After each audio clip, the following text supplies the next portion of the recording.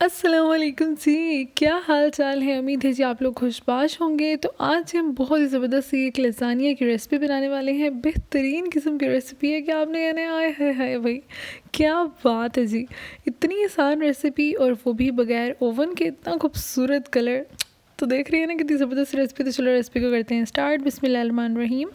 سب سے پہلے میں نے یہاں پہ بیک پارلر کی لزانی یوز کری ہوں، ناٹ اے اسپانسر ویڈیو، لو نہ لو مجھے کوئی فرق نہیں پڑتا، ٹھیک ہے نا۔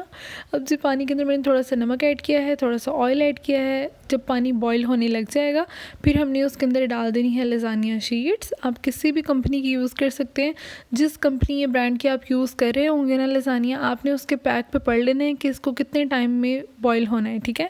جتنا ٹائم اس پہ لکھا ہوا ہوگا آپ نے اتنے ٹائم میں ہی اس کو بوائل کر کے تو آپ نے نکال لینا ہے۔ یہ دیکھیں جی، بوائل کرنے کے بعد ہم نے اس کو نکال کے آئل لگا کے رکھتے رہیں، کیونکہ اگر آپ آئل نہیں لگائیں گے ساری لزانیاں جو ہیں آپس میں چپک جائے گی، تو پھر تسی کہنا ہے ہائے اللہ تو اس لیے آپ لوگوں نے اس کو نکالنے کے بعد لزانیہ کے درمیان میں آئل لگا کے شیٹس کے درمیان میں تو پھر رکھنا ہے۔ یہ دیکھیں جی، اب جی شیٹس ریڈی ہیں۔ اس کے بعد جی ہم نے قیمہ ریڈی کرنا ہے۔ تو میں نے 3 to 4 ٹیبل اسپون آئل لیا ہے، اس کے اندر 1 ٹیبل اسپون ایڈ کر دیں گے گارلک پیسٹ لے لیں یا فائن چاپ کر لیں، آپ کی مرضی ہے۔ بہت زیادہ تیز آنچ پہ نہیں کوک کریں گے، پھر وہ جل کے سوا ہو جانا ہے تو ذائقہ ککھ نہیں آنا، ٹھیک ہے نا۔ اس کے بعد جی ہم نے اس کے اندر ایک پیاز ایڈ کر دینا ہے، بالکل فائن چاپ کیا ہوا، اور اس کے ساتھ ہی اس کو سوتے کر لیں گے۔ پیاز کو بھی ہم نے بہت زیادہ تیز آنچ پہ کوک نہیں کرنا ہے، ہلکا سا جب وہ ٹرانسپیرنٹ ہو جائے گا تو بس جی ہم نے اس کے اندر قیمہ ایڈ کر دینا ہے۔ تو یہاں پہ میں نے بیف کا قیمہ یوز کیا، 800 گرام قیمہ ہے یہ۔ آپ مٹن کا بھی قیمہ یوز کر سکتے ہیں، چکن کا قیمہ بھی یوز کر سکتے ہیں، جو پسند ہو وہ یوز کر سکتے ہیں یہاں پہ۔ اب جی ہم نے اس کو اچھے سے نا مکس کر لینا ہے، اگر ہم مکس نہیں کریں گے تو اس کے لمس بن جائیں گے، اور پھر جی آپ لوگوں نے کہنا ہے کہ اوہ ہو یہ کیا ہو گیا۔ تو اس لیے ہم لوگوں نے اس کو اچھے سے مکس کرنا ہے تاکہ لمس وغیرہ نہ بنے اس کے اندر۔ یہ دیکھیں جی اچھے سے بس جب مکس ہو جائے گا، اس کے بعد ہم نے اس کے اندر مسالے ایڈ کرنے ہیں۔ تو حسب ذائقہ نمک ایڈ کر دیں گے اس کے اندر، 1/2 ٹیبل اسپون ایڈ کر دیں گے red chilli powder, 1/2 table spoon add کر دیں گے دھنیا پاؤڈر، 1/2 ٹی اسپون کالی مرچ، اور 1/2 ٹیبل اسپون ایڈ کر دیں گے چلی فلیکس یعنی کہ کٹی ہوئی لال مرچ۔ اس کا بہت اچھا فلیور آتا ہے۔ اگر آپ کو کم اسپائسی کرنا ہے کم بھی کر سکتے ہیں، زیادہ اسپائسی کرنا ہے زیادہ بھی کر سکتے ہیں۔ اب جی بس ہم نے مسالے ایڈ کر کے اس کو اچھے سے بھنائی کرنی ہے اس کی۔ جب پانی اس کا ڈرائی ہو جائے گا تو ہم نے اس کے اندر 1 کپ ایڈ کر دینی ہے ٹومیٹو پیوری۔ کوئی مشکل بات نہیں ہے، یہ 2 سے 3 ٹماٹر لیں، اس کو بوائل کر کے چھلکا اتار لیں اور بس بلینڈ کر لیں۔ آپ کی جو ٹومیٹو پیوری ہے بالکل ریڈی ہونی ہے، ٹھیک ہے جی۔ تو ویڈیو کو پورا دیکھنا ہے آپ نے، اسکپ نہیں کرنا، بہت ساری چیزیں آگے بتا رہی ہوتی ہوں۔ اس کے بعد جی ہم نے اس کے اندر 1.5 کپ ایڈ کر دینا ہے پانی تاکہ اچھے سے گل سکے۔ اب جی بس اس کو اچھے سے مکس کر دیں گے، پھر ہم نے اس کو کور کر دینا ہے تقریباً 20 منٹ کے لیے پکنے کے لیے۔ میڈیم ٹو لو فلیم پہ ہم نے اس کو کوک کرنا ہے۔ اور جی یہاں پہ تقریباً ہو چکے تھے 20 منٹ۔ اب جی کور اٹھائیں گے، اس کو اچھے سے مکس کر لیں گے۔ یہاں پہ قیمہ تقریباً گل گیا تھا، بس ہم نے اس کا پانی ڈرائی کر لینا ہے۔ اور اس کے ساتھ ہی میں اس کے اندر 3 ٹیبل اسپون ایڈ کر رہی ہوں چلی گارلک کیچپ، 1 ٹیبل اسپون آپ نے سویا ساس ایڈ کر دینا ہے اس کے اندر، اور 1 ٹیبل اسپون ہی آپ نے سرکہ ایڈ کر دینا ہے۔ وہ پتہ نہیں آ رہی ہے، مجھے تو سمجھ نہیں آتی، صحیح بات ہے، 1-2 کلپس ہمیشہ کہاں غائب ہو جاتی ہیں، گھس جاتی ہیں کہیں پہ، بندہ ڈھونڈتا رہتا ہے یار کتنے گئی۔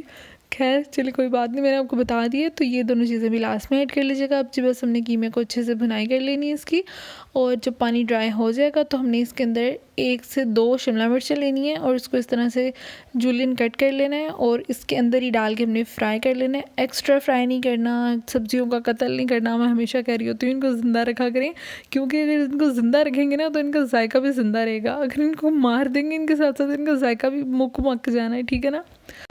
تو جناب اب ہم نے سوس ریڈی کرنا ہے، تو اس کے لیے میں نے 2 ٹیبل اسپون آئل لیا ہے، بٹر بھی لے سکتے ہیں آپ، اور 2 ٹیبل اسپون ہی ہم نے اس کے اندر ایڈ کر دینا ہے میدا۔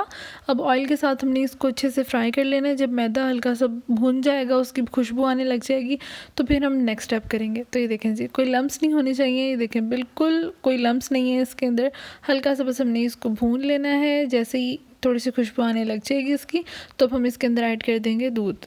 2 کپ میں نے دودھ ایڈ کیا، ایک دم سے ٹھشکیوں کر کے سارا نہیں ایڈ کر دینا، تھوڑا تھوڑا ایڈ کریں گے اور اس کو اچھے سے مکس کرتے جائیں گے۔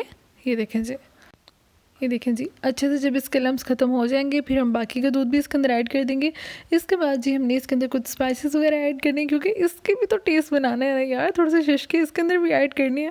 اس کے بعد جی ہم اس کے اندر ایڈ کر دیں گے حسب ذائقہ نمک, تھوڑی سی ایڈ کر دیں گے کالی مرچ, ایک چٹکی ایڈ کر دیں گے مکسڈ ہربس نہیں ہے تو آپ اوریگانو بھی ایڈ کر سکتے ہیں اس کی جگہ, اور اس کے ساتھ ہی ایڈ کر دیں گے تھوڑے سے چلی فلیکس, تھوڑا سا ایڈ کر دیں گے گارلک پاؤڈر. اب جی بس ہم نے اس کو مکس کر لینا ہے. اگر آپ کے پاس گارلک پاؤڈر نہیں ہے آپ پیسٹ بھی ایڈ کر سکتے ہیں, لیکن پیسٹ آپ نے تب ایڈ کرنا ہے کہ سب سے پہلے آئل کے اندر پیسٹ کو فرائی کر لینا ہے, گارلک پیسٹ کو.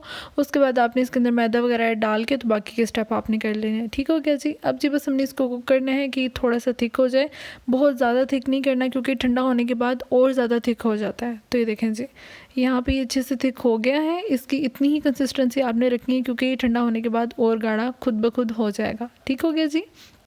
اب جی لزانیہ اسمبل کرنے سے پہلے ہم نے پتیلے کے اندر بیکنگ سٹینڈ رکھنا ہے. اس کو کور کر کے ہم نے پری ہیٹ ہونے کے لیے رکھ دینا ہے میڈیم فلیم پہ 10 سے 15 منٹ کے لیے, تاکہ یہ اچھا سا گرم ہو جب اس کے اندر ہم لزانیہ رکھیں گے.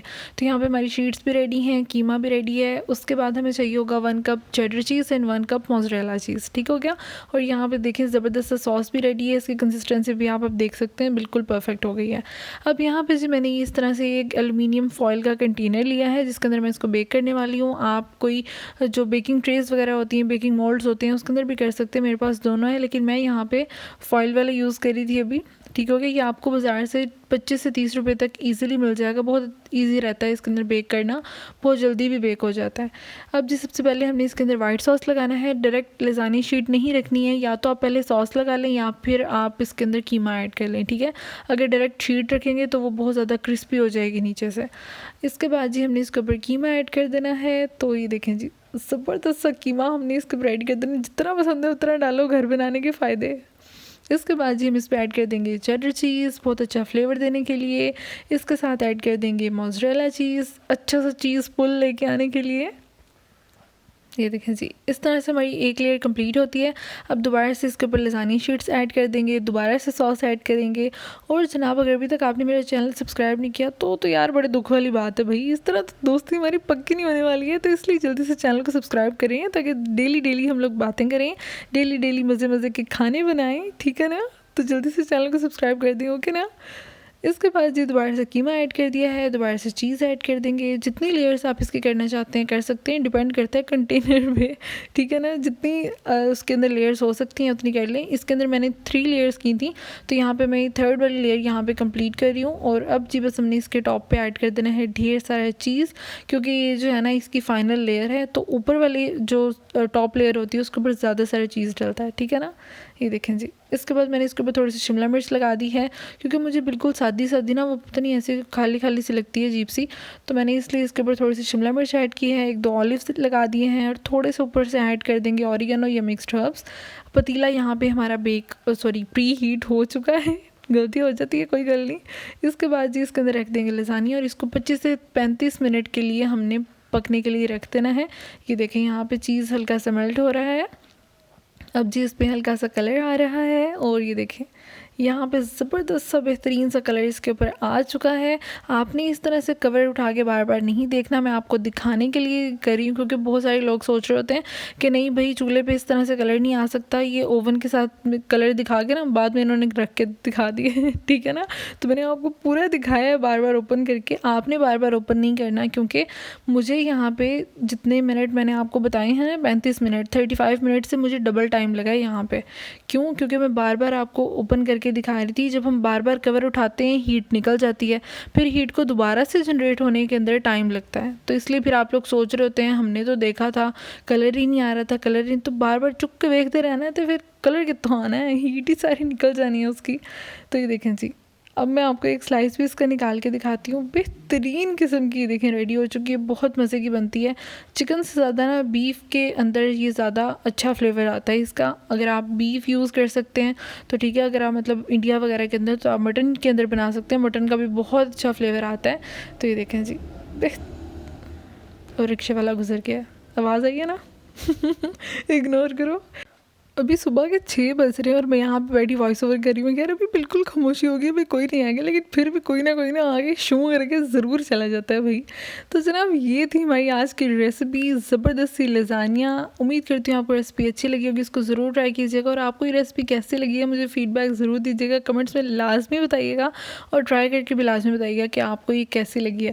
تو امید کرتی ہوں آپ کو ریسیپی اچھی لگی, پسند آئی ہے تو ویڈیو کو لائک کر دینا, چینل کو سبسکرائب کر دینا. اپنا بہت خیال رکھنا ہے. فی امان اللہ, اللہ حافظ.